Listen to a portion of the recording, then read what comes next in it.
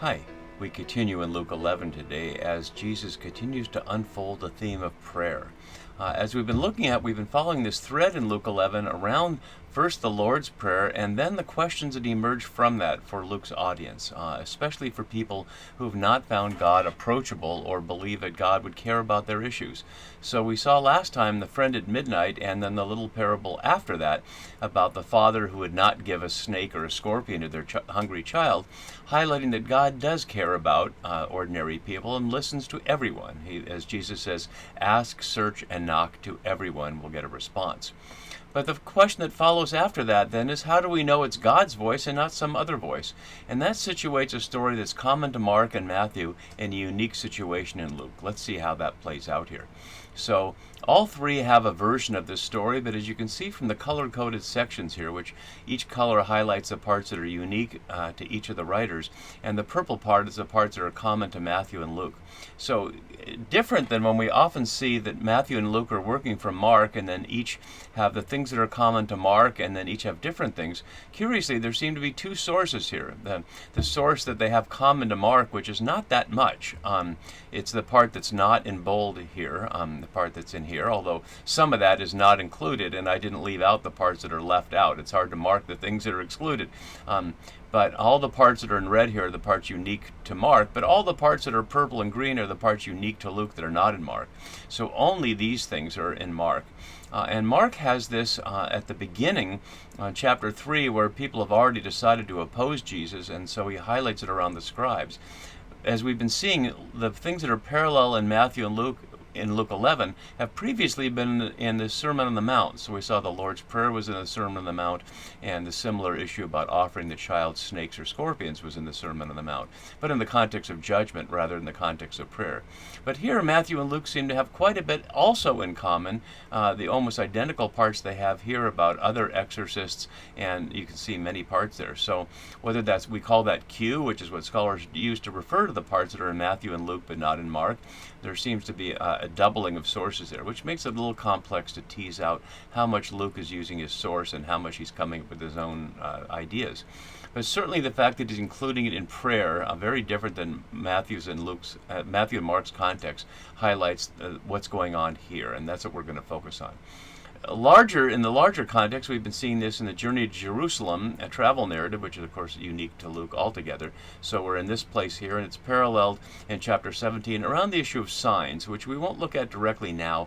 That'll be in the scene that follows in the other half of our current passage. And as we've been looking at key words here, last time we saw the key words with plainly the question of asking, and here the key words are demons and kingdom, both in what we're going to look at today, and then we see that language shifts in the second part of the story here about the strong man guarding his castle. Let's keep this up as we look at this, and as we begin to get into it, I want to highlight a tool from one of my books, Come Out My People, where we look at the religion of empire and the religion of creation, something that will help us understand what's going on here. So let's look at our story in Luke. So it begins here with a very simple description of casting out a demon that was mute, and plainly it's not a matter of focusing on that. That's just an excuse to get demons in the conversation. Matthew has a similar situation here, but there he has blind and mute, and he cured him, and it's a similar situation. But in Matthew, those who question are the Pharisees, and that has to do with Matthew's larger theme around the Pharisees. Here it's simply the crowd, because what's at issue here is not who the opponents are, but as I was suggesting, the theme of how do we know when God's at work and how do we know when some other force is at work. So Jesus cast out a demon that was mute, and when the demon had gone out, the one that had been mute spoke. We don't hear what he speaks, and the crowd was amazed, and we've seen amaze elsewhere. As Green notes here, the vagueness of the response of wonder is never so striking as it is here, and that's because that's not the point. The point isn't focusing on the crowd's amazement. The point is focusing on what happens now. My note below just highlights what I've been highlighting here with a comparison. So some of them, notice it's just some of them. This is opposition from the crowd for the first time since the Nazareth synagogue, where Jesus said to them, if you're probably saying to yourself, physician, heal yourself, and that's what led them to eventually throw him over the cliff.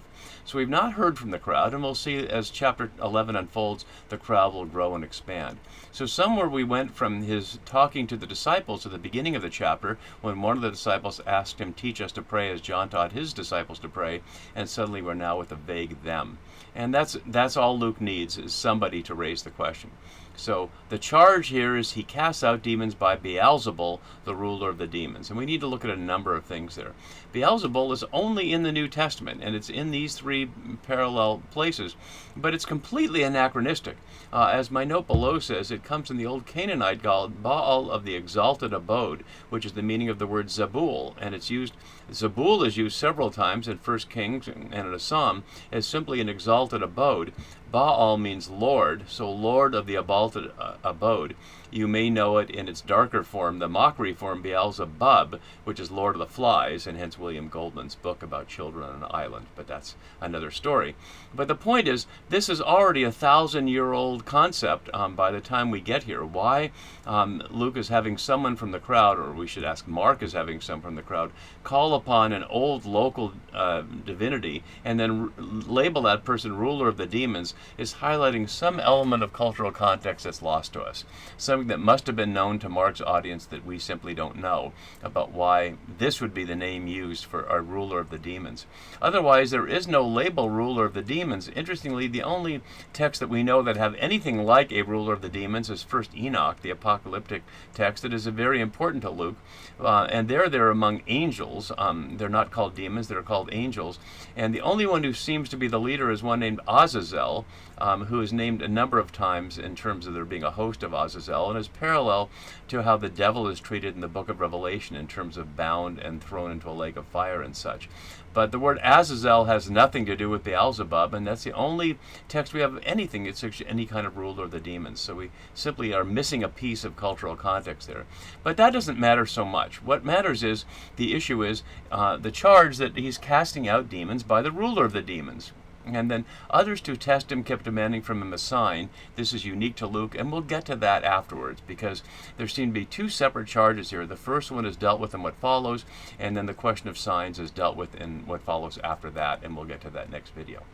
So he knew what they were thinking. We've seen that earlier with Luke's Jesus, that he knows their thoughts, and we saw it earlier precisely with the people in the synagogue in Nazareth.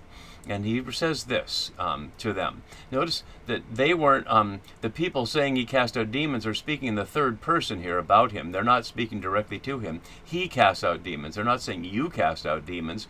So he's overhearing this amongst the crowd, and knowing what they're thinking, he says this: every kingdom divided against itself becomes a desert, and house falls on house. Notice that's similar to, but a little different than what we see in Mark and Matthew, and I won't worry about the details because we'll get the main point here. And the issue is division. So he's talking about a divided kingdom, highlighting the fact that if Satan is divided against himself, how will his kingdom stand? For you say that I cast out the demons by Beelzebub.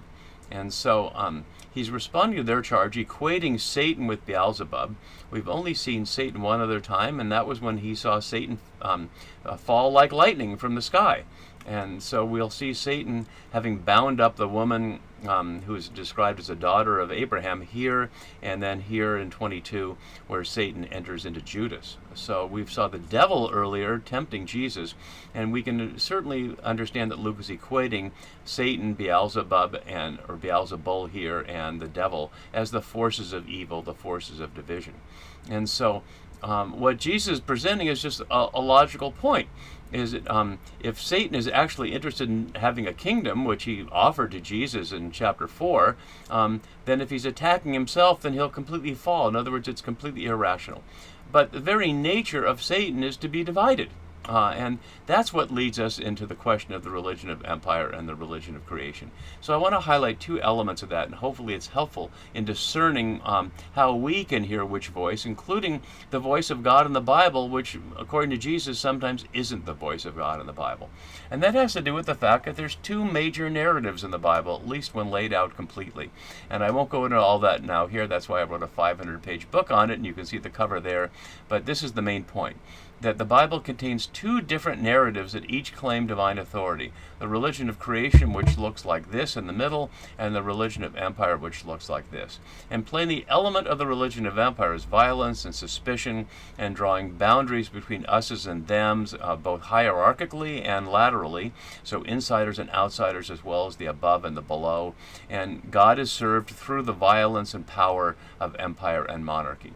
And Jesus sides plainly with the religion of creation against the religion of empire. So we see this throughout the New Testament, following the same themes here, that Jesus proclaims the religion of creation, that God is the creator of all, etc. And the supporters of empire oppose him in various ways, and he responds constantly with the religion of creation. And I won't go through that in great detail because I want to focus on our scene here. If you're interested in more about that, I encourage you to look at the book. But the point is here that this isn't claiming that God is doing this in the name of division, is causing division, that another force is. So Jesus is basically saying to them, if I'm successful at casting out evil spirits, then it has to be by God, because Satan would be completely self-destructive, and I have no reason to think that Satan is self-destructive. Satan wants to take over God's kingdom, a narrative that we see in 1st Enoch as the rebellious angels opposing God's power over creation on earth as it is in the sky.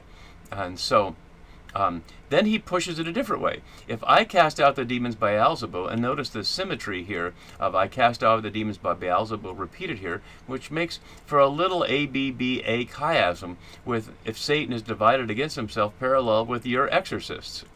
And yet he notes that your exorcists seem to successfully cast them out.